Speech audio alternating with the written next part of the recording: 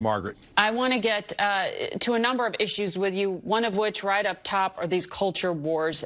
Vice President Kamala Harris, as you know, is taking aim at this Florida guideline in terms of new educational standards, a component of which says, and I'm quoting, slaves develop skills which in some instances could be applied for their personal benefit.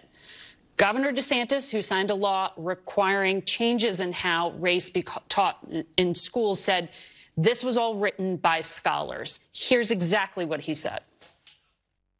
I didn't do it, and I wasn't involved in it. But I think what they're doing is I think that they're probably going to show some of the folks that eventually parlayed, being a blacksmith into doing things later in life. I wonder what you think of this controversy and how it reflects on your party.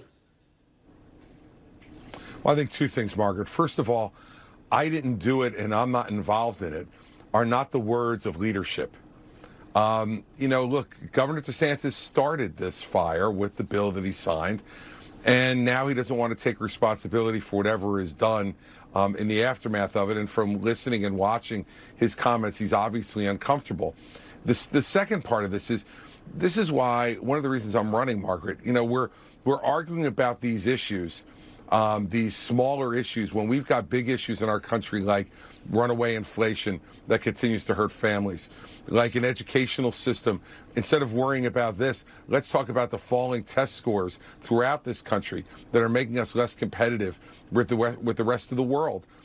We have enormous issues to deal with in this country and around the world, and we're spending time, and I don't blame you for asking, but we're spending time on this as the first question to a presidential candidate on a Sunday morning. The fact is that Governor DeSantis starts these things for political advantage. He tries to take political advantage of them, and then he says, I don't know, I didn't do it, I wasn't involved. I mean, that's not leadership, Margaret. I understand the point you're making, but just to be very clear, when you said focusing on smaller issues, the issue of race is incredibly divisive in this country. You're not referring to that as one of the smaller issues. No, I'm talking about governors micromanaging curriculum in schools. And the fact is that, if this was such a big issue for Governor DeSantis, he had 4 years to do this. Yeah. He only started to focus on this when he decided he wanted to run for president and try to get to the right of Donald Trump. And so I think people see this as politically manipulative.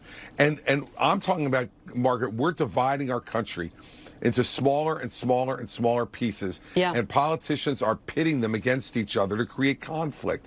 And that's not going to make the country bigger, better, stronger, or freer. But if we improve our entire educational system so our kids' test scores are not going down but going up, and they could get great jobs and be more competitive with the rest of the world, that's the kind of thing a president should be inspiring people to do. Understood. On the issue, though, of